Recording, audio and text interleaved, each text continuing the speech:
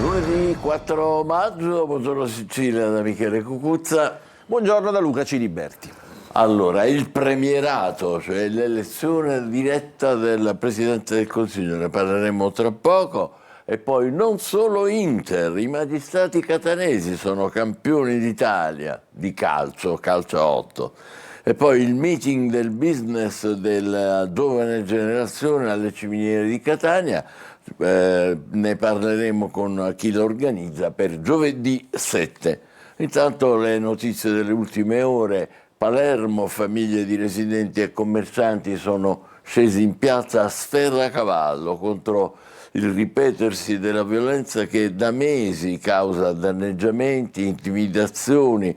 Ci sono state anche sparatorie dalla Borgata fino alla zona nord di Palermo. Se quindi le cose stanno così, la mafia e il timore, la mafia è tornata a sparare. Vediamo.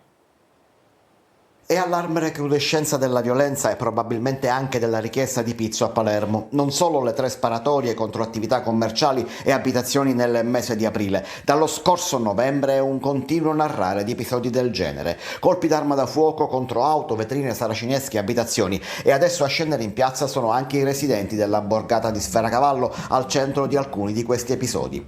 Qualche centinaio fra commercianti e residenti hanno inscenato ieri pomeriggio una manifestazione di piazza rispondendo alla chiamata dell'associazione Filiis, una protesta avvenuta poco distante dal ristorante Brigantino colpito nella notte fra il 24 e il 25 aprile da una sventagliata di mitra Kalashnikov.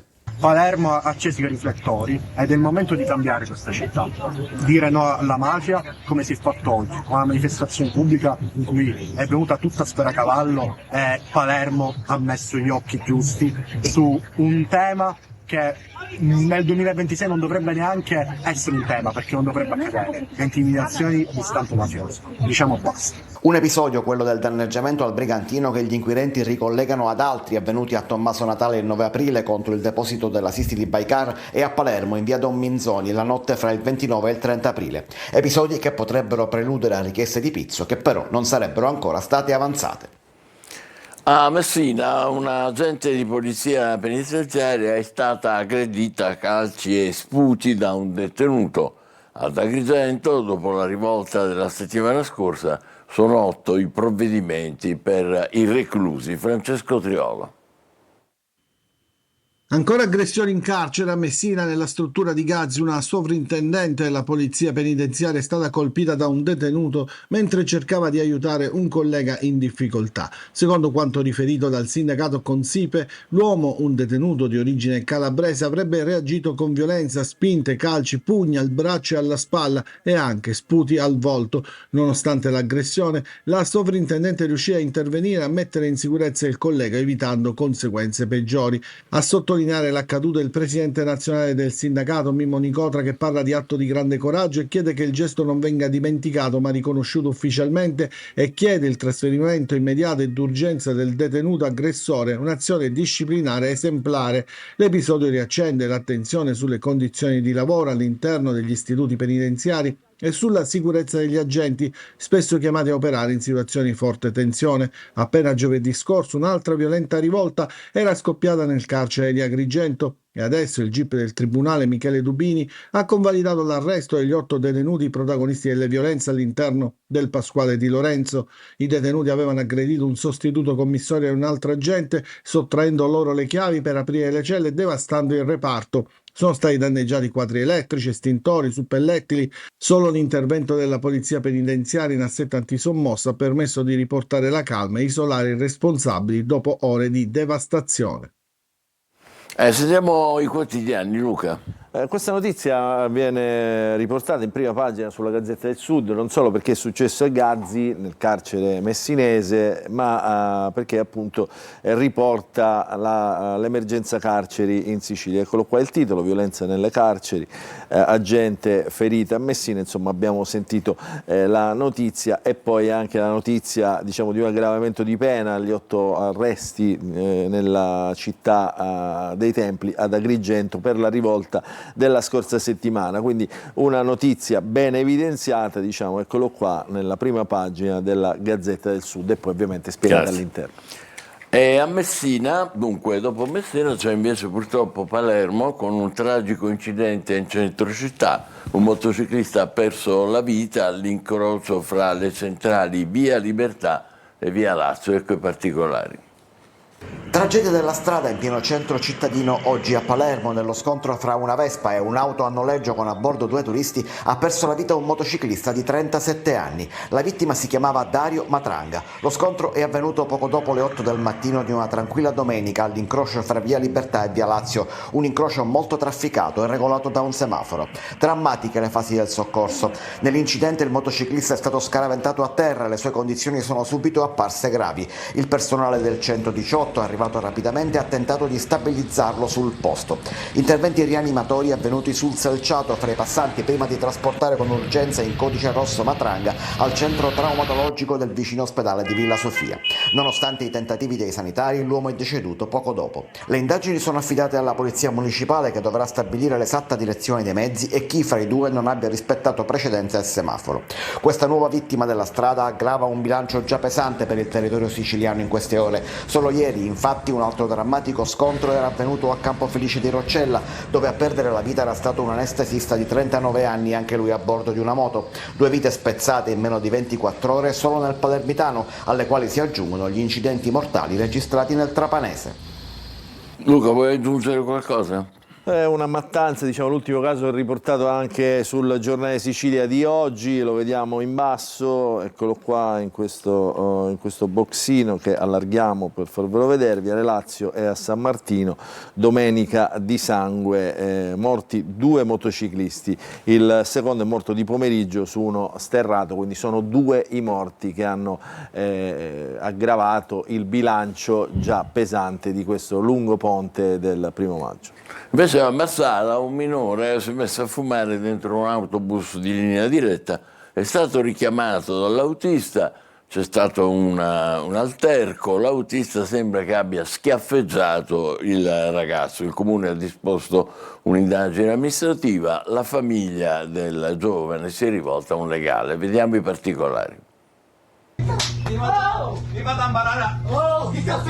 La vicenda è avvenuta lo scorso 29 aprile a Marsala. Il conducente di un autobus di linea cittadina pieno di ragazzi avrebbe schiaffeggiato uno studente perché, invitato a non fumare all'interno del veicolo, avrebbe risposto in modo inappropriato. Il confronto fisico nato dopo il richiamo dell'autista è degenerato rapidamente e l'episodio è documentato da un video realizzato da una persona presente. Nelle immagini non si vede il momento dello schiaffo, ma si sente uno schiocco.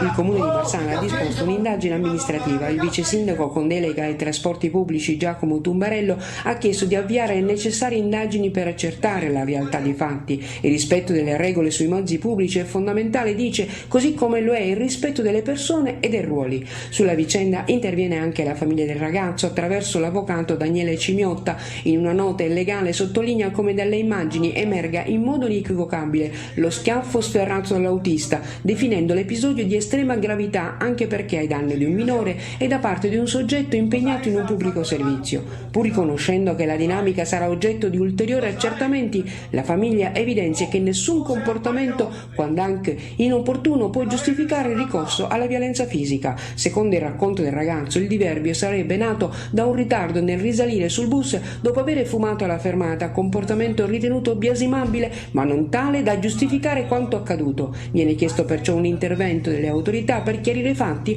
ed evitare il ripetersi di episodi simili. E adesso il calcio, non c'è solo l'Inter campione d'Italia, ci sono anche i magistrati catanesi che sono campioni d'Italia del calcio a 8 però. La formazione allenata dal procuratore aggiunto Ignazio Fonso si è imposta in finale a San Giovanni La Punta contro Milano, terza Palermo. Vediamo. Alla fine vince la S Magistrati Catania, battuta Milano in finale. Gli etnei, campioni d'Italia, replicano i successi del 2016 e del 2023. Terza Palermo. La 12ª edizione del torneo nazionale ANM di calcio a 8 si è conclusa all'Etna Padel di San Giovanni La Punta, al termine di 4 giornate intense. La finale ha premiato la formazione allenata dal procuratore aggiunto del Tribunale di Catania, Ignazio Fonso, capace di imporsi per 2-1 su Milano grazie alla doppietta del magistrato Dario Bonanno. Il calcio è una metafora sociale, politica, è un momento di aggregazione, è un momento di comunanza, è un momento di esplicitazione della personalità di ciascuno di noi, senza nulla togliere a nessun altro sport, anzi. 13 le squadre provenienti da tutta Italia, tanti gol e un clima di rispetto e fair play che ha caratterizzato ogni gara. L'organizzazione è stata curata dalla S Magistrati Catania insieme al XAIN e a Pianeta Vacanze Consulting con la collaborazione dell'Ansmes Catania. Noi siamo fieri ed orgogliosi di aver contribuito alla buona riuscita della manifestazione. In primo luogo abbiamo trasmesso sicuramente il valore importante che è quello della legalità, delle manifestazioni nel rispetto delle regole. La Coppa Discipline è andata all'Abruzzo, il titolo di capocannoniere è stato conquistato da Daniele Moro con 7 reti. Complimenti e complimenti, tra poco avremo ospiti 2 dei protagonisti di questo particolare evento sportivo, Andro Busacca che è l'avvocato generale alla Corte d'Appello di Catania e poi il team manager dei magistrati Salvatore Spinella. A te Luca, c'è qualcosa? Come no, certo, c'è sul quotidiano La Sicilia, insomma l'articolo che riporta questa vittoria. Bello. S Magistrati Catania campione d'Italia, eccolo qua, battuta in finale Milano, Palermo terza. La curiosità è chissà come hanno fatto le squadre, chissà se anche qui si sono affidati alle correnti Giusto. Chissà. Per equilibrio. Immagino che se avessero giocato questo campionato durante il referendum, chissà le botte che ci sarebbero state. Insomma, abbiamo visto una campagna elettorale benefatissima, magari te lo racconteranno. Magari te lo racconteranno in diretta. Allora, cominciamo invece a leggere i quotidiani regionali, sfogliare i quotidiani regionali. Mentre parliamo di sport, restiamo sullo sport, perché ieri sono cominciati i playoff di Serie C. Adesso il Catania comincerà a giocare il 17 maggio, nel frattempo ci saranno le varie fasi eliminatorie. Quindi Catania corsa playoff. Da domani rossazzurri il ritiro a Veronello, quindi diciamo, la squadra si raggrupperà, si raccoglierà proprio in ritiro per preparare meglio questi playoff, si punta a recuperare numerosi infortunati. Oggi al Massimino parlerà il tecnico toscano e poi dritti per il ritiro appunto a Veronello. Ieri ci sono stati, dicevo, i primi risultati dei playoff di Serie C. Il primo turno con questi risultati, ovviamente non ci sono siciliane. Il secondo turno, diciamo, quindi già cominciamo a sfoltire la lista di possibili avversari del Catania. Lecco, Gian Erminio, Cittadella, Lumezzane, Juve, Next Generation, Pianese, Campobasso, Pineto, Casertana, Crotone, Cosenza e Casarano. Più avanti, perché il meccanismo è complicato, entreranno altre squadre che si sono ben piazzate nei rispettivi campionati. Quindi questo elenco è ovviamente da aggiungere, cioè da alimentare con le squadre appunto che entreranno man mano nei playoff. Quindi già siamo in area, diciamo, di corsa promozione. Lasciamo lo sport, andiamo a vedere le prime pagine dei giornali con le notizie principali. Devo dire, oggi molte notizie di sport, ma molte notizie nazionali e internazionali. Dicevo, lo sport resta protagonista nelle pagine dei quotidiani del lunedì, se non altro perché se va male la nazionale di calcio italiana vanno bene gli italiani in altri sport. 2 campioni sono questi, uno è Yannick Sinner che ha vinto ancora una volta un torneo ATP 1000, ha battuto per la 9ª volta Zverev che è il numero 3 del mondo, insomma è un dominatore assoluto di questo sport del tennis. È un altro che si avvia ad essere e già sta dominando i Gran Premi internazionali di Formula 1 e Kimi Antonelli, re a Miami, ha vinto anche questa corsa. Le notizie di politica internazionale, la diplomazia, diciamo, in questo momento i rapporti incrinati tra Stati Uniti e Iran, quindi il dialogo è ancora in salita. Ci sono state le proposte ieri dell'Iran, adesso poi li vedremo nella seconda parte della nostra rassegna stampa. E poi ovviamente si discute ancora sull'effetto del blocco dello Stretto di Hormuz, che praticamente blocca il petrolio, una buona parte del petrolio, la distribuzione del petrolio, e quindi questo conflitto è stato calcolato costa già 1.000 euro in più l'anno a famiglia, tra aumento di energia, carburante e costi diciamo di inflazione. Questa è la Sicilia. Per le notizie regionali ti segnalo questa importante notizia. Ok, dalla regione niente impatti, Sicula resuscita la discarica. Secondo la regione non c'è bisogno di nuovi procedimenti autorizzativi per stabilire che si possano abbancare altri 100.000 metri cubi di immondizia a Grotte San Giorgio, a Catania, quindi questo è in qualche modo un tema che rientra nella questione del caro rifiuti. Come sappiamo noi paghiamo moltissimo perché esportiamo anche rifiuti, ovviamente. Uno dei grossi problemi di Catania, no? Sì, in generale della Sicilia. Della Sicilia, sì. E quindi questo dà un po' una minima boccata d'ossigeno, però la discarica della Sicula Trasporti è stata sempre una discarica, diciamo, al centro di polemiche. E poi questa notizia che troviamo ovviamente anche sui quotidiani nazionali, il nostro Pietrangelo Buttafuoco, presidente della Biennale, al centro di tantissime polemiche proprio per voler riaprire il padiglione alla Russia. Giuli ha parlato ieri attraverso un'intervista a Repubblica, è stata ripresa oggi, insomma analizzata, i tecnici del Ministero hanno mandato le carte, insomma Giuli dice Buttafuoco è il fratello sbagliato, facendo riferimento appunto ai Fratelli d'Italia e agli scontri che ci sono stati all'interno. Più avanti lo vedremo se riusciamo ad avere tempo. Andiamo a vedere dentro la storia della discarica della Sicula Trasporti. Eccola qua, il Dipartimento Ambiente ritiene i nuovi volumi di rifiuti, circa 120.000 tonnellate nell'impianto di Grotte San Giorgio, una modifica non sostanziale, quindi per la regione appunto via libera alla Sicula per risuscitare la vecchia discarica. Dentro viene raccontato insomma che cos'è anche questa discarica di Sicula Trasporti. Vediamo invece la Sicilia nelle pagine regionali, perché nei giorni scorsi insomma c'è stata qualche polemica su una festa, la festa del 1° maggio in una spiaggia diciamo così chiamata la spiaggia dei VIP, Playa Carratois, nel sud-est dell'isola, a Portopalo di Capopassero.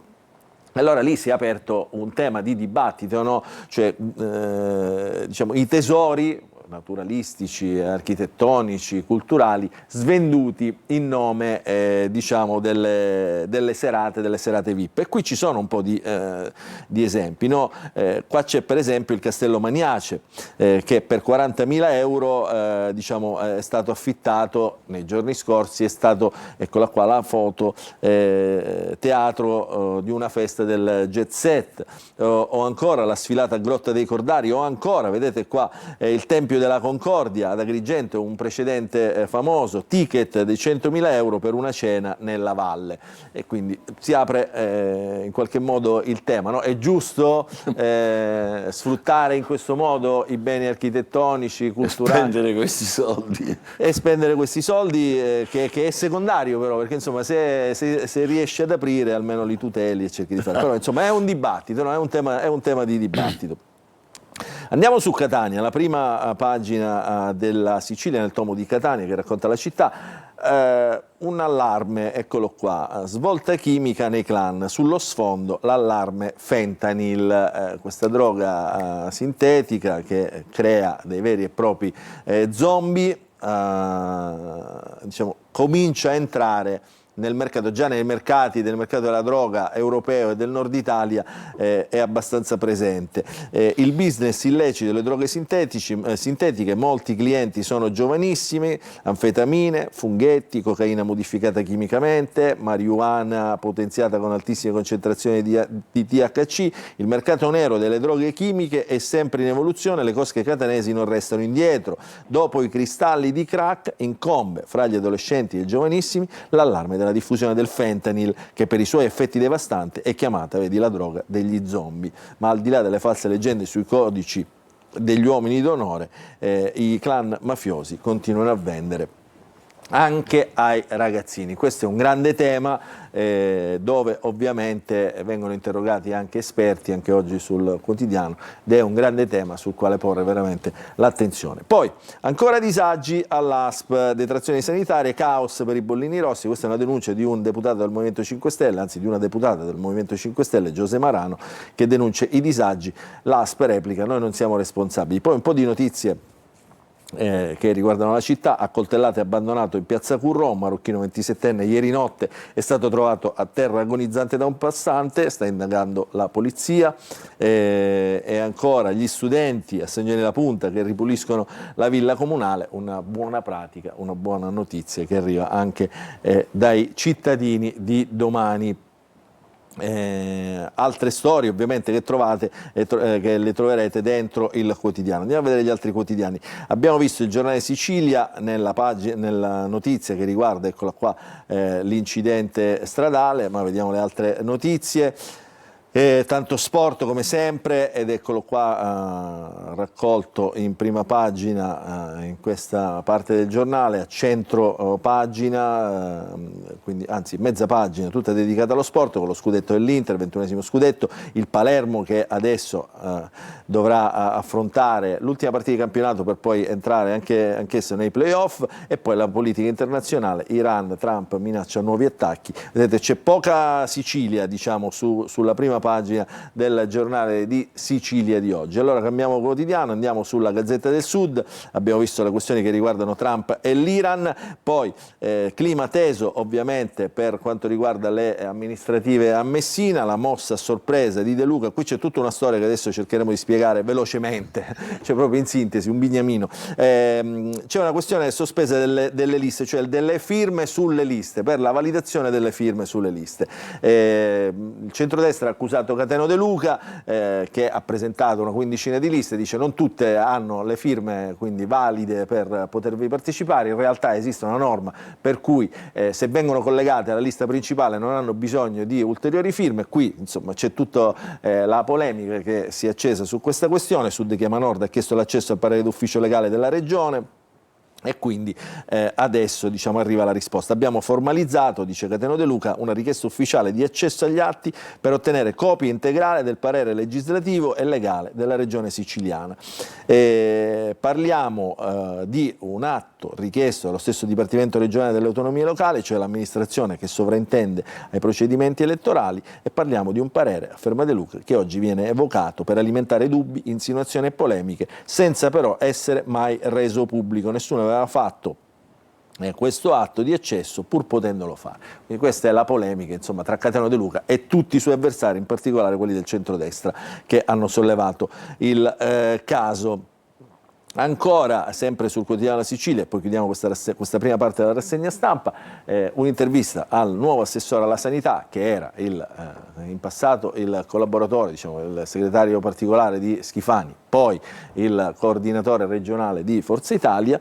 Il nuovo assessore alla sanità Caruso, l'obiettivo è ridurre le liste d'attesa. Voglio ascoltare tutti i direttori generali delle ASP e degli ospedali per capire come affrontare le principali criticità. Insomma, sembra una storia già sentita, liste d'attesa. Bel proposito però. Un buon proposito, diciamo, sì, non condanniamo ovviamente le intenzioni. A te Michele. Grazie Luca. Allora, oggi è il primo lunedì dopo il lungo ponte di inizio maggio e quindi si torna a scuola, si torna in ufficio, vediamo un po' com'è il traffico nella nostra città.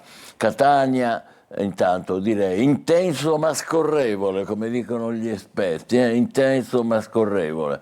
C'è molto traffico, però insomma ogni tanto c'è qualche rallentamento particolare per i semafori pedonali. Stessa cosa, come vedete, sono un sacco di macchine, ma insomma è scorrevole, scorrono, non ci sono i tappi che ci furono recentemente. Vediamo poi ancora la circonvallazione. Questa è una bella inquadratura, però fa vedere come dire, da questa parte sul lato sinistro della carreggiata il traffico è molto intenso.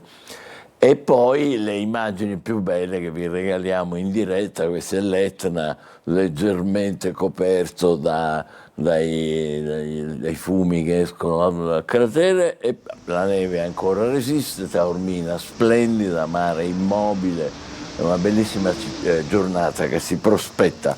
Allora, noi adesso ci facciamo una breve pausa, non ci abbandonate perché tra poco torneremo con la rassegna stampa nazionale con Luca Ciliberti e poi parleremo di una riforma di cui ogni tanto si sente e risente parlare, il premierato, cioè l'elezione diretta del Presidente del Consiglio. È un progetto, naturalmente. State con noi, a più tardi, buongiorno Sicilia.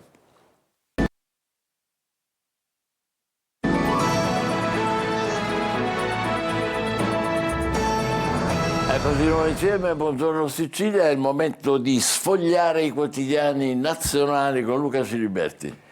Grazie Michele, allora che bella questa parola, sfogliare, per noi che amiamo... Non ci sono più i fogli. Li sfogliamo diciamo, in maniera virtuale, però insomma esatto. È il piacere sempre di leggere il quotidiano. Allora, cominciamo dal Corriere della Sera, primo il principale quotidiano italiano, i temi li abbiamo visti anche, così dando un'occhiata veloce alle prime pagine dei quotidiani regionali. Che cosa succede? Tutto ruota attorno agli Stati Uniti e a quello che sta succedendo in Medio Oriente. Da lì lo scontro diplomatico ovviamente con l'Iran, lo scontro diplomatico con l'Occidente, con l'Unione Europea, lo scontro diplomatico che abbiamo visto nei giorni scorsi si è spinto oltre ogni limite, quindi anche contro la Santa Sede, anche contro il Papa. E allora qui adesso il segretario di Stato Rubio è in missione in Italia, eccolo qua il titolo, per incontrare chi? Il Papa e Meloni. Meloni perché? Meloni perché non ha concesso le basi italiane per le missioni in Iran, quindi da grande amica di Donald Trump è diventata una nemica o comunque ostile al mondo MAGA, Make America Great Again, che è il movimento che ovviamente incarna Donald Trump. Allora Trump, libererò le navi bloccate a Hormuz, c'è un bel editoriale di Ernesto Galli della Loggia che vi invitiamo a leggere, insomma racconta la diffidenza, no, che c'è in qualche modo diciamo sulle diplomazie, molto, molto interessante. Poi sempre sul Corriere troviamo il caso Minetti con un'intervista interessante questa a Cipriani. Cipriani è il compagno di Nicole Minetti che vive in Uruguay dal quale insomma sembrano circolare i sospetti di questa adozione illegale. Quindi eccola qua, adozione, dice Cipriani, l'adozione legale, Epstein da lui mai avuto soldi. Ci abbiamo messo quasi 4 anni per rispettare questa procedura, dice il compagno di Nicole Minetti, attraverso giudici, assistenti sociali e psicologi, nessuno poteva aspettarsi una bufera del genere. Nordio non è mai stata a casa mia e su Epstein non ha mai finanziato. Allora, due cose importanti, perché? Perché l'accostamento Epstein è l'accostamento che rende questa vicenda diciamo, internazionale, un intrigo internazionale. Il caso Nordio è il caso che sbugiarda, in questo caso la redazione di Report, che aveva annunciato, dice che probabilmente annunciava qualche voce o comunque stavano inseguendo una pista sulla presenza di Nordio appunto nel ranch di Cipriani che sarebbe stato legato a Epstein. Quindi vedete, in qualche modo si smonta il quadro. Questo è il Corriere nel suo racconto, altri la raccontano in modo diverso. L'Inter ovviamente campione d'Italia, grande festa, l'abbiamo visto anche su altri quotidiani. Poi andiamo a vedere la Repubblica. Libero le navi a Hormuz, Trump avvia il Project Freedom, operazione per scortare fuori dallo stretto i cargo intrappolati, e avvisa: portiamo soccorso agli equipaggi di paesi non in guerra, se ostacolati risponderemo. Questa è la minaccia in qualche modo velata. Ma gli iraniani cosa dicono? Di Donald Trump. Ci arriviamo. Adesso ci arriviamo agli iraniani che insomma in qualche modo rispondono. Gli iraniani ieri hanno fatto una proposta al governo per diciamo in 14 punti per arrivare a una tregua. In realtà non sono state accettate queste proposte. Vediamo se è stata messa in pagina questa notizia. No, però è stata messa la mano tesa degli Stati Uniti a Papa Leone, quindi Rubio da Leone il 7 maggio.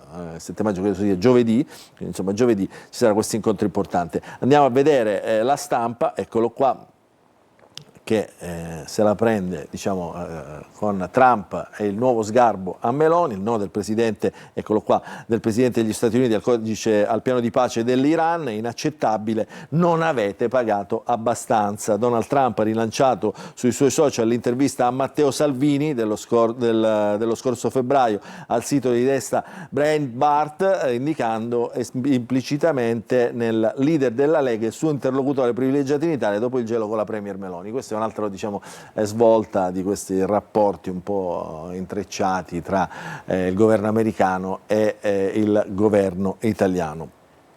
Putin ovviamente, questo nell'analisi che troviamo sulla stampa, in questo mondo di caos scommette proprio sul caos per poter uscire dalla questione Russia-Ucraina in maniera vincente. E poi questo è interessante perché un recente sondaggio della Ghisleri, Alessandra Ghisleri, l'istituto di ricerca diciamo, diretta appunto da Alessandra Ghisleri, ha interrogato gli italiani su come stanno vivendo questo periodo di crisi. Gli italiani sono angosciati. Entrare in un supermercato con 50 euro, uscirne con uno scontrino più lungo del previsto e un carrello più vuoto rispetto a un anno fa è diventata un'esperienza comune a molte famiglie italiane e non soltanto una sensazione, purtroppo è la fotografia di un cambiamento reale nelle abitudini di consumo. Oggi il vero carrello della spesa non è fatto solo di ciò che si acquista, ma soprattutto di ciò a cui si rinuncia, ed è questa una grande verità. Andiamo a vedere velocemente i titoli degli altri quotidiani. Anche qui quotidiano di Roma, Il Messaggero, Rubio in missione dal Papa a Roma per ricucire con Leone, ipotesi bilaterale con Giorgia Meloni, c'è un'intervista anche al segretario generale della CEI, che è un catanese, Monsignor Baturi, dialogo leale tra Santa Sede e Stati Uniti, una spinta per la pace. Interessante questa posizione, diciamo, di apertura ovviamente dei vescovi della CEI. E poi vediamo i quotidiani, diciamo, di matrice più politica, che appunto in questo caso approfondiscono su più temi. Uno è quello, ovviamente, questa è una campagna, diciamo, un filone del giornale dei quotidiani di centrodestra sull'islamizzazione dell'Italia.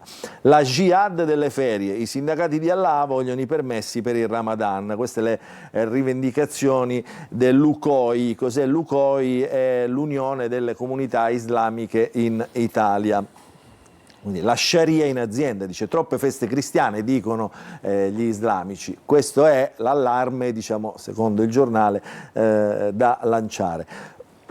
Velocemente, Libero, Elli ha un'ideona per fermare Trump, la geniale ricetta di Elly Schlein per l'energia, bloccare le guerre illegali, ma come pensa di fare? Intanto Meloni va a chiudere i contratti sul gas. Questo è Elly Schlein, preso un po' in giro dal quotidiano Libero. Andiamo a vedere invece sempre l'islamizzazione, tema anche del quotidiano La Verità. Hanno la stessa sede, quindi camminano più o meno diciamo di pari passo. I musulmani vogliono persino il Ramadan, festa nazionale, quindi La Verità come il giornale. Il Fatto Quotidiano invece centra il proprio interesse sulle questioni di Forza Italia. Che cosa succede? I campani incoronano Marina, Forza Italia, lei è la regista del partito, quindi gli danno un po' un peso importante, lei presidente, Tajani onorevole, e il vertice li zittisce, quindi l'esplosione, diciamo, nel partito di Berlusconi, dovuta anche a tre crisi fondamentali. Una è quella di Nicol Minetti, quindi si era ipotizzato anche che colpire Nicol Minetti significa colpire al cuore la famiglia Berlusconi. Il secondo caso è ovviamente il processo Ruby 3 e ancora il caso dell'Utri, diciamo, che è stato nuovamente condannato. Abbiamo finito, Michele, perché credo abbiamo finito il tempo a disposizione. Bene, allora noi adesso facciamo una breve pausa, poi parleremo di Repubblica a chiamata diretta, cioè il premierato, come vi dicevo, una proposta di cui si discute, proposta di maggioranza del centrodestra, con un ospite importante, avvocato giornalista Pietro Guerrieri. State con noi, buongiorno Sicilia.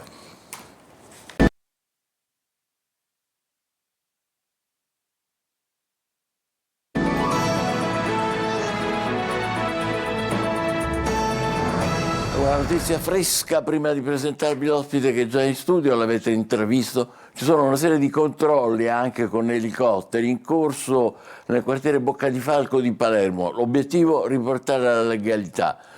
Cosa sta accadendo? È stato arrestato in flagranza un uomo di 33 anni che rubava energia elettrica, 8 denunciati per lo stesso reato, altre persone denunciate per porto di oggetti pericolosi destinati a offendersi, sequestro di droga, e c'è un massiccio dispositivo di controllo che è in corso in queste ore, cioè 209 persone identificate, 97 macchine fermate, 32 sanzioni per 16.000 euro. Tutto questo in corso a Boccadifalco, Palermo.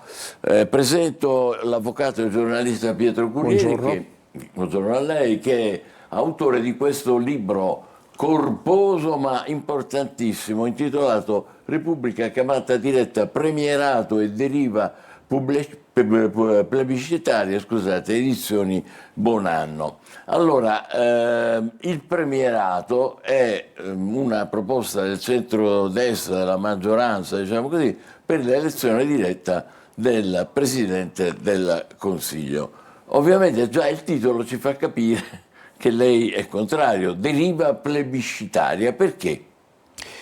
Premierato, come lei ha detto, grazie, è una proposta di legge del governo insieme a una delle 3 grandi riforme che erano state promesse ad avvio della legislatura, insieme ad autonomia differenziata e alla separazione delle carriere su cui abbiamo votato. Il premierato mira a stravolgere la forma di Stato e di governo delineata dai padri costituenti. Ecco, si può che cosa consiste? Andando di fatto a neutralizzare e a rendere sostanzialmente un notaio il Presidente della Repubblica, dato che di fatto sarebbe eletto direttamente il Presidente del Consiglio e dunque il Presidente della Repubblica non avrebbe la possibilità, ai sensi della nostra Costituzione, di nominare il Presidente del Consiglio e su sua proposta i ministri. Quindi la sua prima critica è questa, sminuisce sino quasi a renderlo assolutamente irrilevante il Presidente della Repubblica, ma svilisce anche il Parlamento, che per i padri costituenti è il luogo della sovranità. Ma d'altra parte, dottore Cucuzza, basta andare a vedere nel mondo. Io ho avuto l'opportunità di esaminare ben 21 ordinamenti.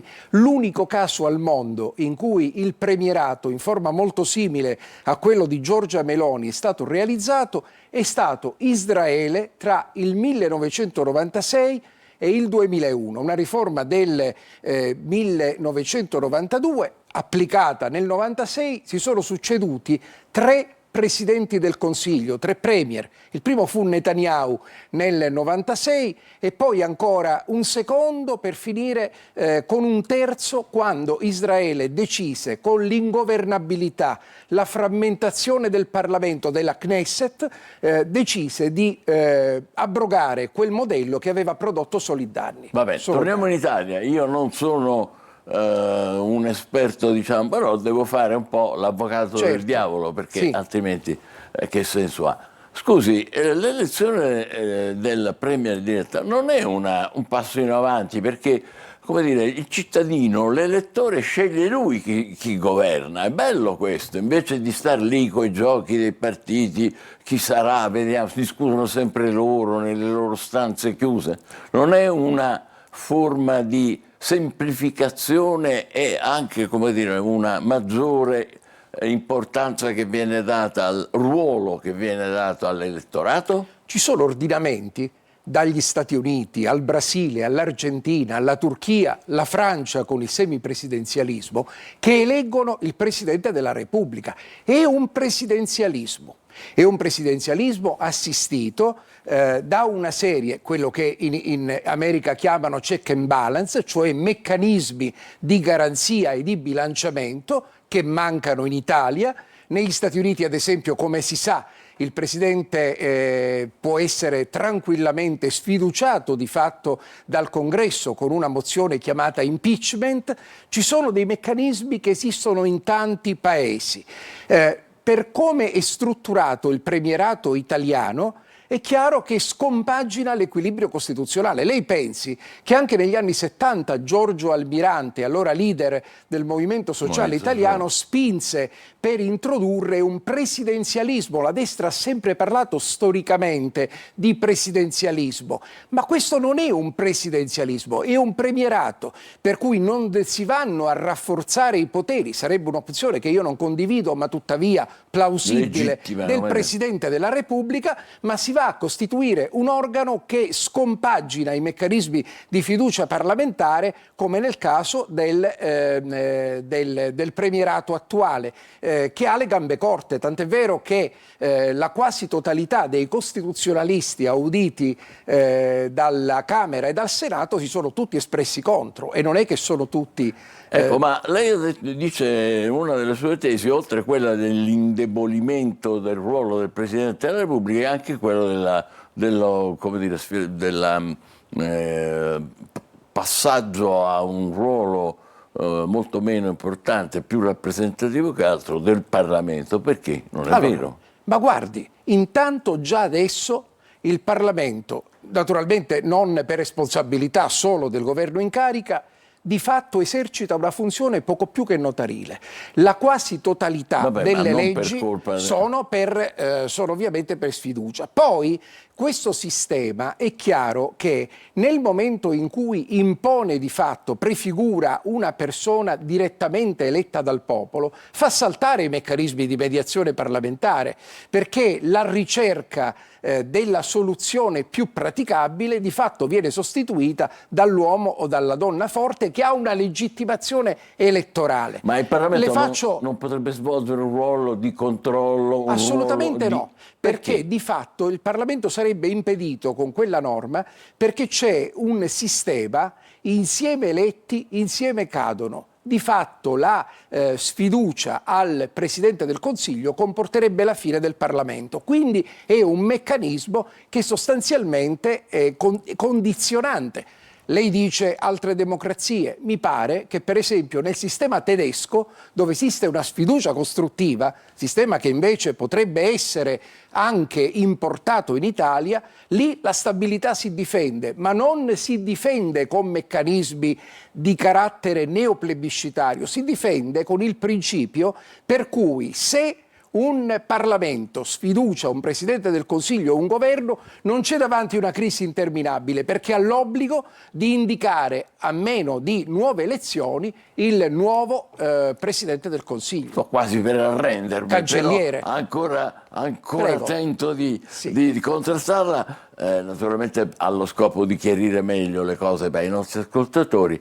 Lei dice anche che queste proposte, che ancora sono, come dire, di là da venire, in discussione, nascono perché il parlamentarismo, quello di oggi, è in difficoltà, è in crisi. Perché? Il parlamentarismo è in crisi nel senso che oggettivamente, e qui io condivido un apprezzamento critico, abbiamo bisogno di più stabilità. Noi siamo il paese dove le maggioranze sono state cangianti, dove la instabilità politica, quella che si definisce come ingovernabilità, è stata massima, dove esiste oggettivamente un problema di efficienza ed efficacia dell'azione dell'esecutivo.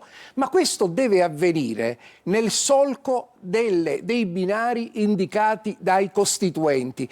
Se i costituenti dissero che il Parlamento è il luogo centrale della sovranità, significa che non si può abusare, come sta avvenendo, e faccio un discorso a 360 gradi, dei decreti legge, perché i decreti legge marginalizzano il Parlamento. È un esempio. Però, mi scusi, la nostra Premier ha appena festeggiato nei giorni scorsi la durata più lunga del suo governo per secondo posto, diciamo, nella storia della nostra Repubblica, quindi questo contrasta con ciò che dice lei. In fondo abbiamo bisogno di una stabilizzazione dell'esecutivo e il premierato potrebbe essere proprio la soluzione. Ma guardi, per la verità, a mio avviso, dottore Cucuzza contrasta con la sua tesi, perché dimostra che con l'attuale sistema elettorale è possibile assicurare un lungo periodo di governabilità, come esattamente lei ha riferito. Non abbiamo bisogno del premierato. Se abbiamo bisogno del premierato, c'è un dato di fatto, si può discutere, per me l'azione del governo può essere valutata in modo diverso dai supporter del governo, ma appunto il fatto che il governo Meloni sia come durata arrivato ad essere il secondo più longevo della legislatura dimostra che non è necessario stravolgere la Costituzione e cambiare la legge elettorale. Nemmeno se si creano dei contrappesi, come si suole dire, per esempio come fanno in altri paesi? No, ci sono tante possibilità. Il fatto che il premierato alla Meloni abbia un solo precedente abortito in Israele, nel mondo e in tutte le epoche, dimostra che di per sé quel modello non tiene. Se si vuole ragionare di governabilità e di come migliorare le istituzioni del Paese,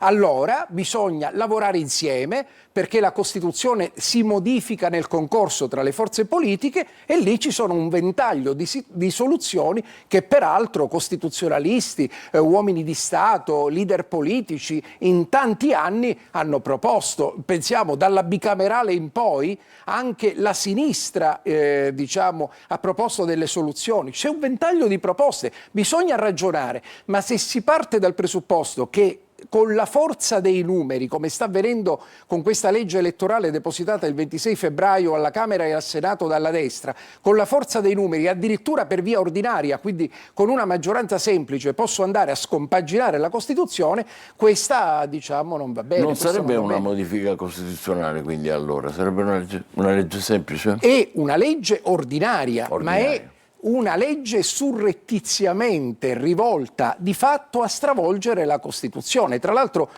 il governo proprio ieri sera ha annunciato che entro giugno ci sarà, o luglio al massimo, ci sarà la nuova legge elettorale. L'avvocato Curieri non perdona assolutamente. No, non è questione, ho studiato la legge, questa è una legge che di fatto è piena di contraddizioni e se ne sono resi conto, tant'è vero che anche il servizio studi della Camera e del Senato, che è un servizio neutro, burocratico, ha espresso critiche feroci a questo progetto, che addirittura, ed è il lato più preoccupante, contraddice due sentenze della Corte Costituzionale, 14 e 17, sul famoso Porcellum, che lei sicuramente ricorderà, e sull'Italicum, vanificandone i principi, e soprattutto potrebbe consentire ad una maggioranza che ottenga appena il 40% dei voti, che potrebbe equivalere con un'affluenza al voto del 20%, appena un quinto del sì del corpo elettorale,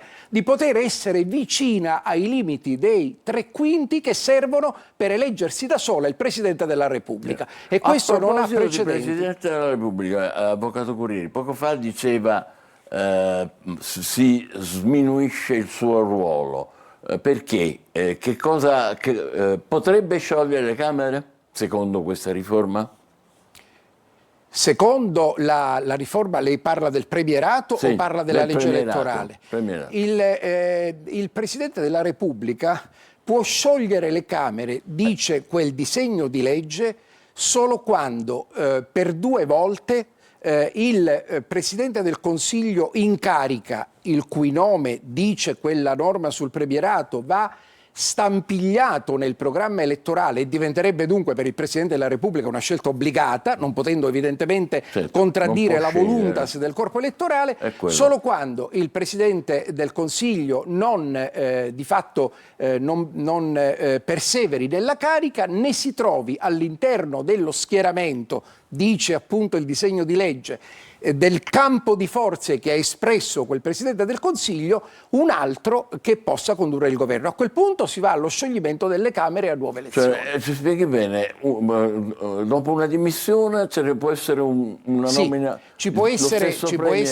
più che dimissione, un venir meno per varie ragioni della carica. A quel punto si può andare a verificare, dice il disegno di legge, un altro rappresentante all'interno di quella... Nominato da chi?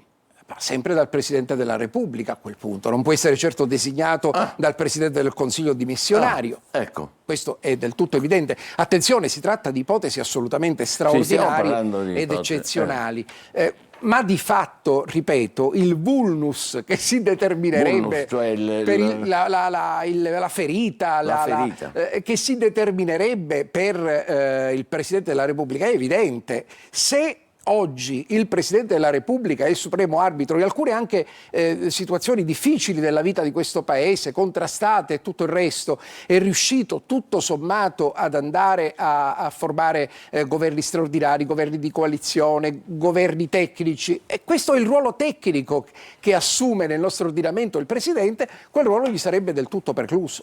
L'ultima domanda, avvocato, io mi considero ampiamente sconfitto con perdite da lei, naturalmente. Sarebbero sconfitti gli italiani che hanno dato una risposta fortissima, parlo del popolo referendario che ha difeso la Costituzione, se passasse una cosa di questo tipo. Appunto, la domanda che le faccio è questa. Secondo lei sarà approvato il premierato? Allora guardi, intanto ci stanno provando con la legge elettorale e dire la approviamo entro luglio significa subito dire vogliamo costruire un anno prima delle elezioni una riforma di legge elettorale che è la regola del gioco massima, senza dialogare con le altre forze politiche che peraltro hanno già detto di no. Perché c'è il premio di maggioranza, non le piace manco quello? No, il premio di maggioranza mi piace, ma evidentemente mi piace, ma questo è un premio di maggioranza, lei non ci crederà,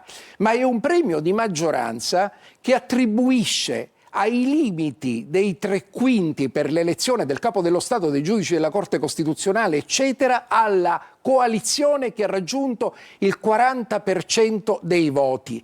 Ma se quella coalizione, invece di raggiungere il 40%, raggiungesse il 39%, questa legge e l'altra andasse sotto il 35%, questa legge, lei non ci crederà, non attribuisce nessun premio di maggioranza, consegna alla ingovernabilità. Non solo, ma potrebbe accadere che in una Camera vi sia una maggioranza, alla Camera dei Deputati, e al Senato ve ne sia un'altra, tant'è vero che ora lo hanno capito e nel comunicato di ieri dicono dobbiamo cambiare qualcosa. La verità è che a volte questi disegni di legge sembrano partoriti da dilettanti, perché anche uno studente medio di giurisprudenza capirebbe i limiti enormi di tutto questo. Molto severo, ma molto informato naturalmente l'avvocato e giornalista Pietro Gurrieri. Il suo libro si chiama Repubblica a chiamata diretta, premierato e deriva plebiscitaria, l'edizione Bonanno. Grazie, complimenti. Grazie a lei, grazie a lei lavoro. Adesso per il suo facciamo lavoro. Una breve pausa e oggi proprio giornata giuridica.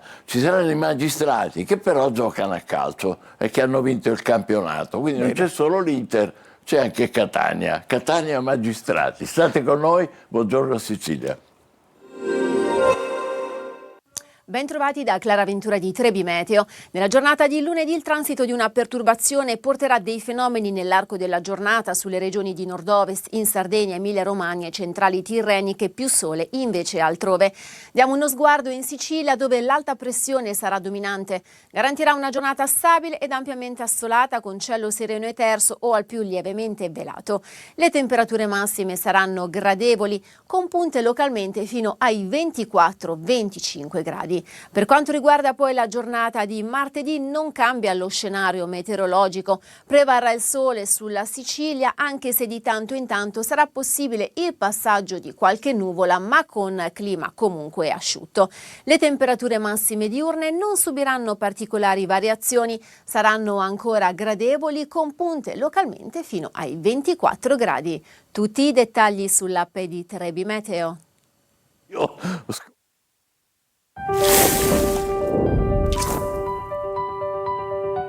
Siciliaweb.it si rinnova. Più informazione, notizie in tempo reale, i telegiornali, gli approfondimenti e le dirette di Antenna Sicilia e Telecolor. Più passione, lo sport e il Catania raccontati come nessun altro. Più emozione, con i grandi eventi in diretta e con l'intrattenimento delle nostre produzioni TV. Siciliaweb.it. Ogni giorno, in libertà, ovunque tu sia, con un click. Siciliaweb.it. Connessi con il tuo mondo.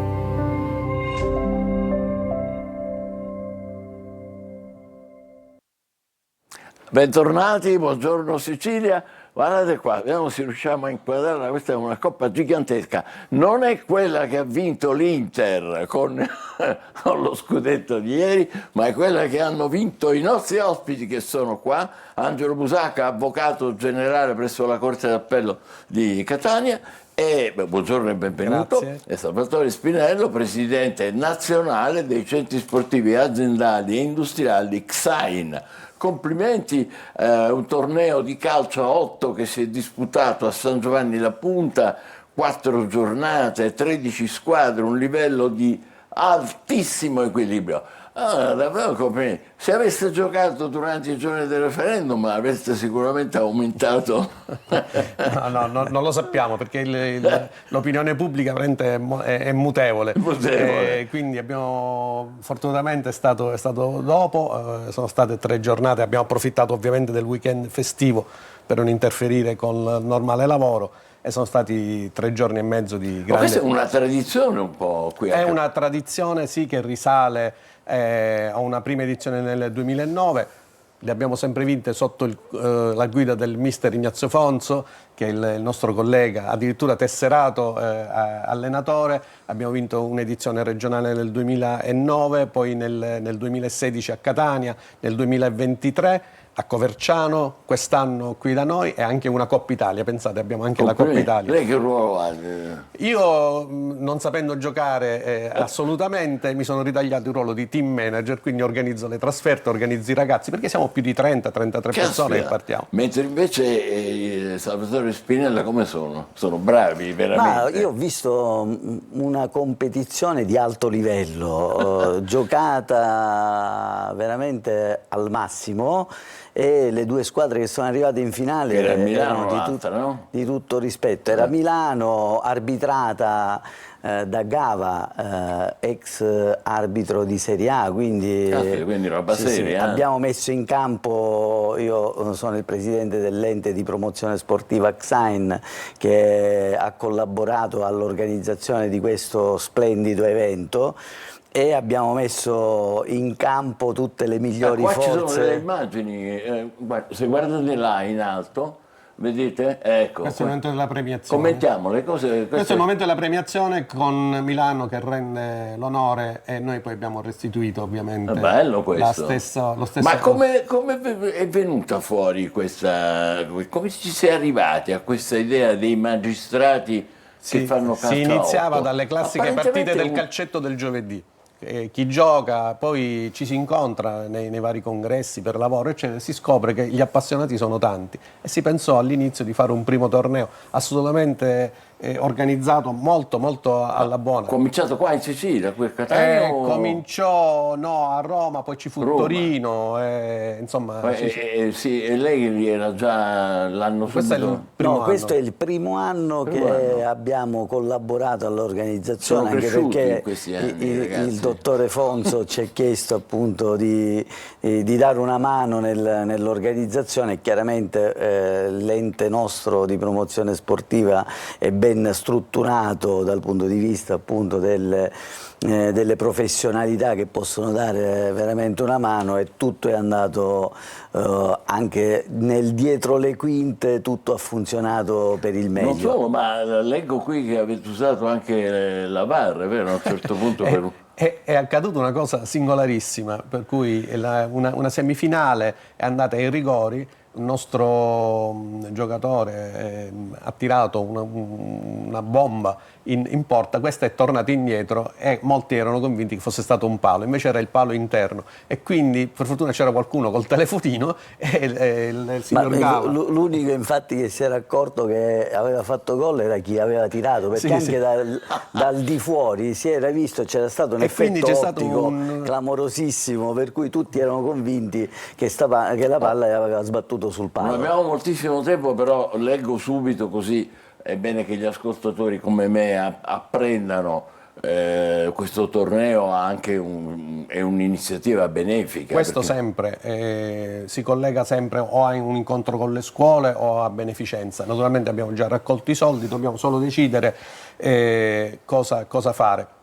siccome il primo giorno abbiamo avuto un brutto incidente, dopo 10 minuti un collega ha avuto un arresto cardiaco, devo dire che il personale che era in campo di assistenza lo ha veramente salvato, e abbiamo pensato che forse quest'anno un defibrillatore potrebbe essere regalato a qualche società che ne abbia bisogno. Che sicuramente è la cosa più giusta da fare, cioè mettere sempre in sicurezza chi pratica lo sport, e poi un evento del genere è sicuramente il veicolo di tante questioni importanti che lo sport deve veicolare, la legalità, la socializzazione. Io di questo vorrei che parlasse anche un attimo il dottor Busacca.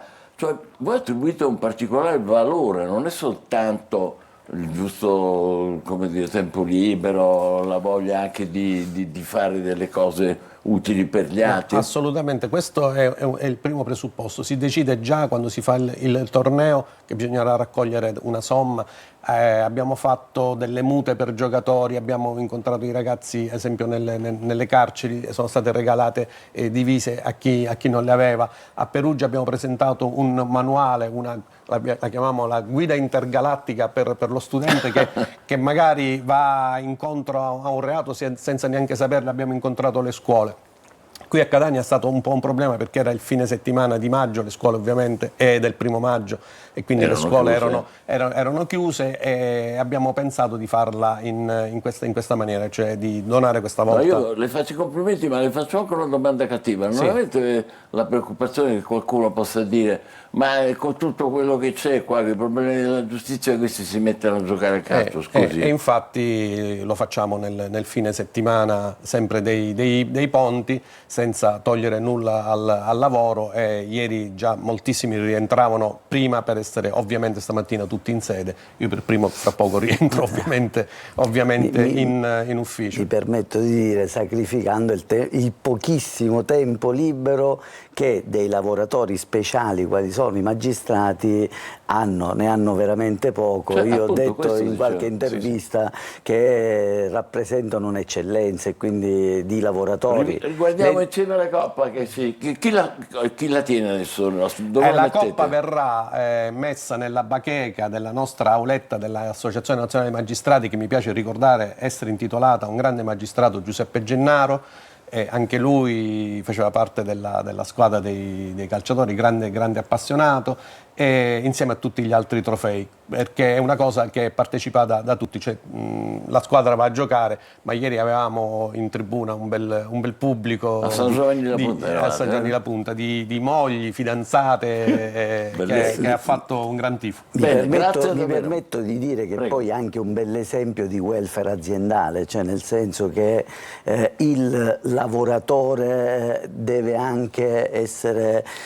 abbiamo avuto l'onore di avere il presidente... lo sport, perché è importante che all'interno delle aziende, voglio dire, i tribunali sono delle aziende, lo sport possa sicuramente essere un elemento importante. Abbiamo detto, di ormai welfare. tutte le riunioni, prima si andava al ministero, si va, adesso tutto via video call, quindi ci si vede veramente poco. Voglio ricordare la battuta, perché c'era il presidente nazionale da poco nominato, Giuseppe Tango, che ha detto: qui si realizza veramente l'articolo 107 della Costituzione, i magistrati si distinguono solo per funzioni, in campo solo per ruoli. Molto bella, molto carina. Grazie al dottor Angelo Busacca, avvocato generale della Corte d'Appello di Catania, e Salvatore Spinella, che è il presidente nazionale dei centri sportivi aziendali e industriali. E complimenti per la vostra vittoria. Grazie. La Coppa ce la lasciate? No. Questa me la porto perché la reclamano. La reclamano. Eccola qua, guarda che bella, è bellissima. Allora, break brevissimo e poi parleremo di Catania che ama il futuro, i giovani che si avviano verso un futuro di lavoro. Sempre di più, speriamo. State con noi, buongiorno Sicilia.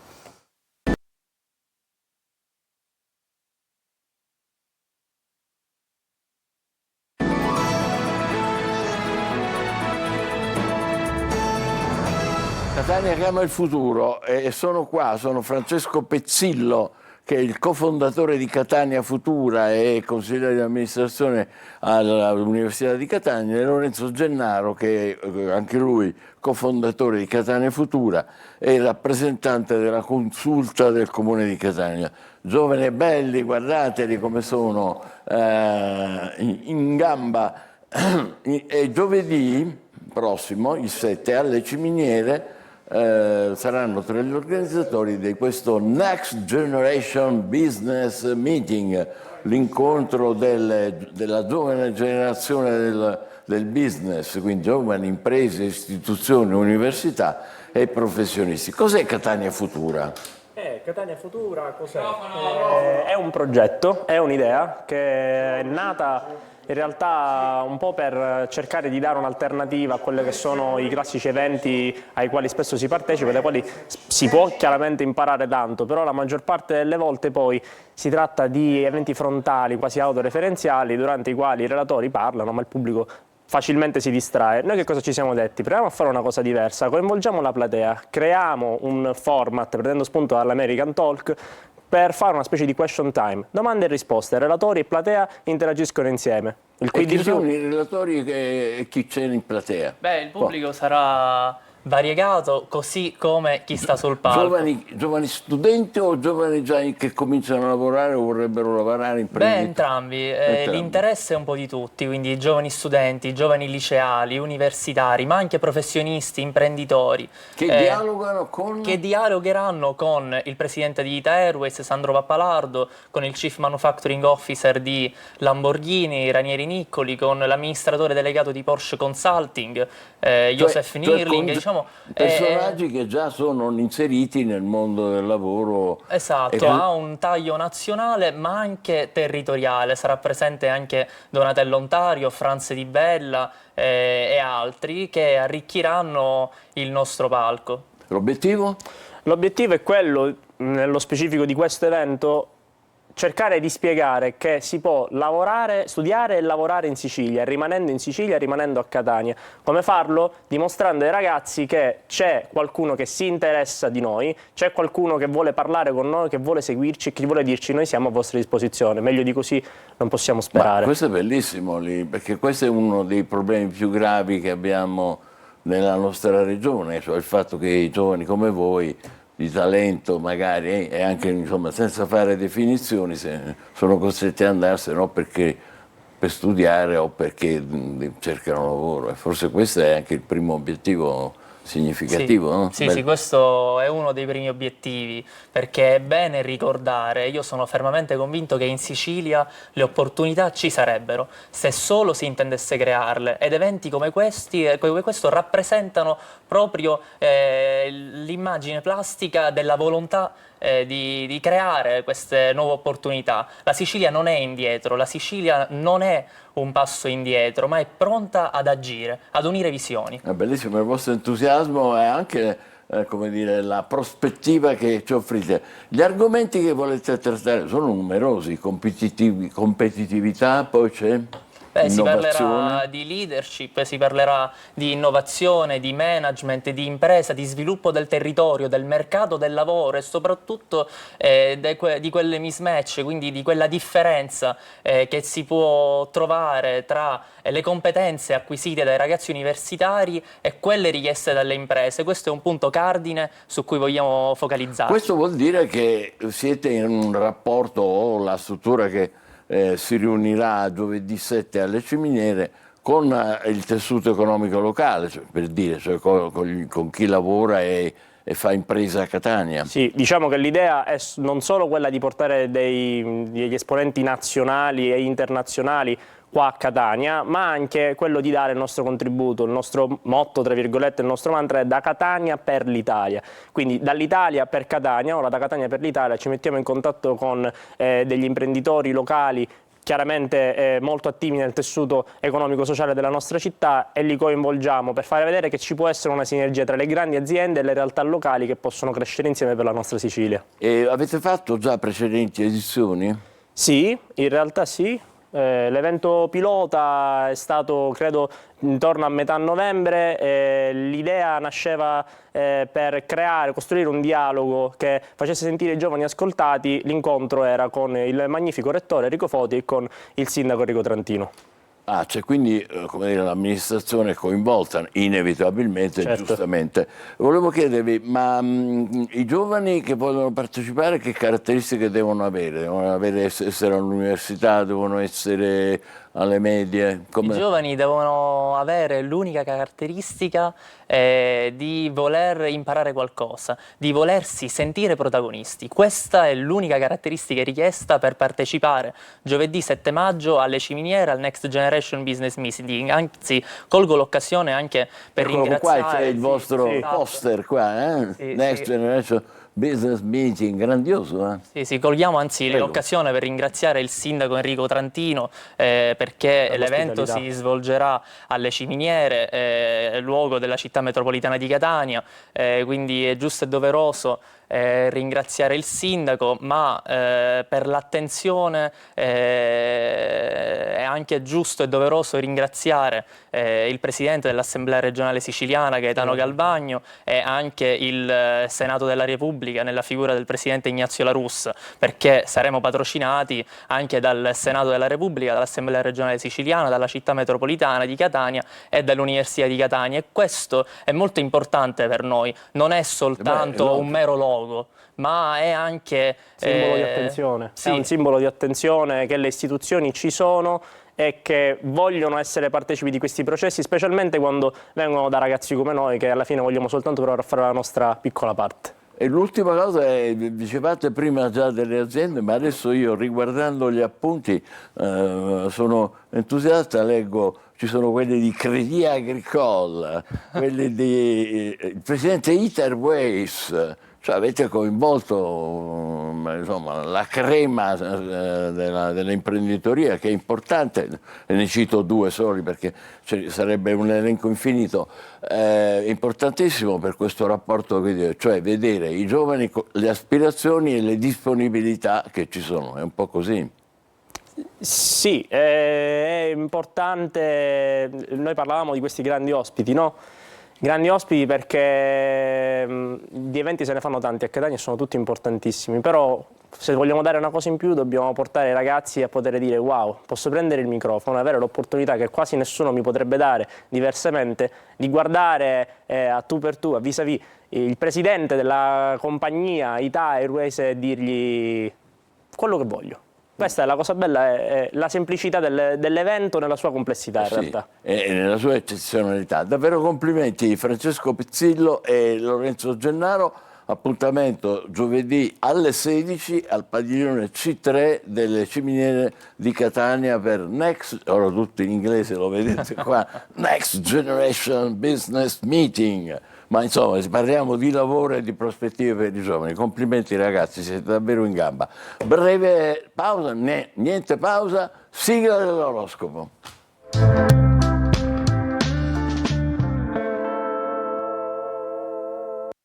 Complimenti. Ecco Marco Amato in diretta, come stai? Ben trovato. Buongiorno Michele, buon inizio settimana, bene, grazie. Allora, io stavo salutando i miei due ospiti che ci hanno illuminato lo studio oggi, ma ora sono felice di avere te per sapere prima di tutto quali sono i personaggi o il personaggio che hai preso di mira, diciamo, in questo inizio di settimana. Allora, oggi ho preso molto romanticamente di mira due persone che mi hanno molto colpito e intenerito, che sono Pilar Fogliati e Fabio Paratici. Allora, attrice, è allenatore attualmente della Fiorentina, un passato calcistico Paratici abbastanza importante, un amore che nasce da una cena a casa d'amici e che poi prosegue. Un po' di chiacchiericcio dall'opinione pubblica perché c'è un certo divario di età, ecco, c'è una differenza di 20 anni tra lei e lui. La Fogliati ne ha assolutamente parlato con molta disinvoltura. Quello che mi ha molto colpito è la zodiacalità dei due, proprio perché lei è una Capricorno e lui un Cancro, ovvero due segni che formano insieme un topic. È un'attrazione polare nello zodiaco, sono segni di opposizione che rispecchia sempre un'unione solida, duratura e costruttiva. Il Capricorno è un figlio di Saturno a livello planetario, per cui nasce vecchio, nasce maturo, nasce anziano. I bambini Capricorno, per esempio, a tutte le età, i Capricorno vengono sempre attratti dalla maturità delle persone. Il Capricorno è il simbolo della sapienza nello zodiaco. Cancro assolutamente protettivo e tenero, lui disponibilissimi entrambi a fare famiglia, perché sono anche l'archetipo del padre e della madre. Che dire, al di là di tutto, una coppia zodiacalmente perfettamente riuscita che rispetta proprio le identità zodiacali nella sua motivazione in essere dei due. Lo zodiaco ricorda che all'amore, quanto è bello, quanto è puro, non ha un'età. E ora procedo con la mia guida galattica per autostoppisti dello zodiaco. Dunque, la luna oggi è in Sagittario, baldanzosa, poderosa, che forma aspetti con altri pianeti abbastanza ambiziosi, magnificati segni di fuoco, Ariete, Leone e Sagittario. Ariete in particolare trova assolutamente confacente anche i suoi sentimenti con i suoi obiettivi solidi e ambiziosi. Marte nel vostro segno con Giove sta assolutamente scalando tutte le posizioni con fatica, anche con tanto sentimento intorno. Toro, per voi il sole riscalda il cielo, è il vostro periodo zodiacale, è una giornata bellissima, un inizio settimana che con Mercurio diventa anche interattivo e dialettico. Un Toro che riscopre la socialità. Gemelli, con la bella Venere e Urano può succedere di tutto in amore nel vostro segno zodiacale. La Venere però in Gemelli oggi vuole rinunciare alle mollezze, vuole essere più comunicativa e molto meno sentimentale. Cancro, un segno zodiacale che vede questo Giove scontrarsi con Marte in Ariete, per cui capricci, ambizioni, ma anche una presa di coscienza sul vostro valore pratico e lavorativo, quindi puntate su quello, non sempre sui sentimenti. Leone, ottima configurazione zodiacale, il supporto della Luna oggi vi fa vedere tutto molto più chiaro, sarete più acuti del solito. Vergine, mille cose da fare nella vostra agenda che riuscirete a fare sempre in maniera impeccabile. Delegate e demandate dove potete. Rimandare delle decisioni non sarà certo un peccato, troppa carne al fuoco per ora. Bilancia, per voi la Luna oggi porta una bella notizia, dopo un periodo di opposizioni veramente tosto, oggi c'è un accordo. Scorpione, oggi l'intuito vi darà assolutamente ragione, una giornata di visione, di chiarezza oggettiva e di concretezza delle prospettive. Sagittario, protagonisti dello zodiaco con una luna che forma aspetti con tutto il resto del planetario, anche a volte un po' troppo sicuri dei vostri fatti, quindi un po' però di tensione in amore. Non fate sentire trascurate il partner Capricorno, che sta vivendo un momento bellissimo a livello zodiacale, nonostante le sfide dei pianeti in Ariete, è ambiziosissimo e in più vi sta vivendo una bella storia d'amore. Acquario, per voi che siete sempre sorprendenti e amiconi dello zodiaco, la Luna in Sagittario fa il paio con la vostra voglia di fare squadra oggi, riuscirete a distribuirvi in 1000 impegni disparati. Pesci, oggi la Luna è un po' urticante, per cui avrete bisogno di molta tatto, delicatezza e anche diplomazia. E detto questo, auguro a tutti una splendida settimana. Buongiorno Michele. Buongiorno. E buon inizio settimana Sicilia. Buongiorno a te, grazie Marco Amato e buona settimana a te. Adesso ho caduto il microfono, ma spero che si senta, e vorrei dare la parola a Luca Ciliberti per un'ultima occhiata ai giornali. Allora Michele, velocemente ti faccio vedere due cose che peschiamo oggi dai giornali. Allora chiedo un attimo alla regia di tornare su di me perché devo dare un attimo una spiegazione. Allora, in prima pagina su Repubblica c'è una notizia molto interessante ed eccola qua, che la scrive Roberto Saviano. È una Repubblica delle idee, sono degli spunti che Repubblica dà ogni tanto in prima pagina e poi approfondisce dentro. Il tema è questo: C'era un ragazzo che fotografò l'inferno a Capaci, lo scrive Roberto Saviano. C'è una domanda che porta Antonio Vassallo dentro da più di 30 anni, tatuata sulla pelle, eccetera. Chi c'era in quelle foto? Perché in realtà quelle foto, noi l'abbiamo vista quella foto, adesso ti faccio vedere in pagina l'articolo, quella foto diciamo di Capaci l'abbiamo vista in un sacco di immagini, no? Ecco qua, diciamo, è spezzata, però la foto del disastro di Capaci. E allora è interessante questo spunto che da oggi Roberto Saviano su Repubblica, che dice questo: c'era un ragazzo che fotografò l'inferno in terra della sua Capaci, c'era un ragazzo di Capaci e poi è diventato un fotografo, si chiama Antonio Vassallo, eccolo qua, che è diventato adesso un romanzo per ragazzi. È molto interessante perché dal romanzo di Antonio Vassallo si può capire raccontato davvero il dramma di Capaci. Si chiama Negli occhi di Giovanni, abbiamo fatto un po', diciamo, abbiamo raccontato un po' questa storia. Poi c'è anche un mistero, no, nel racconto, i rullini spariti, perché insomma poteva esserci di tutto in quelle fotografie e quindi gli sono stati rubati questi rullini. L'attacco del pezzo è davvero interessante. Il 23 maggio 1992 Antonio ha poco più di 20 anni, sta caricando un rullino sul terrazzo di casa per la festa di compleanno di Ivana. Poi il boato, l'esplosione a Capaci, lui non aspetta, non ragiona, prende il motorino, scende verso il fumo, 400 metri, un minuto di strada, si trova sull'orlo della voragine enorme dove l'autostrada non esiste più e attraverso il finestrino fracassato della Fiat Croma comincia poi a fotografare, vede il volto insanguinato degli uomini. Bella storia, no? Questo è. E poi un'altra storia che i quotidiani reazione. Brevissimi. Te la faccio solo vedere nei titoli perché questo è il tema. Quante volte abbiamo parlato di frane, strade dissestate, la frana di Niscemi? Eccolo qua.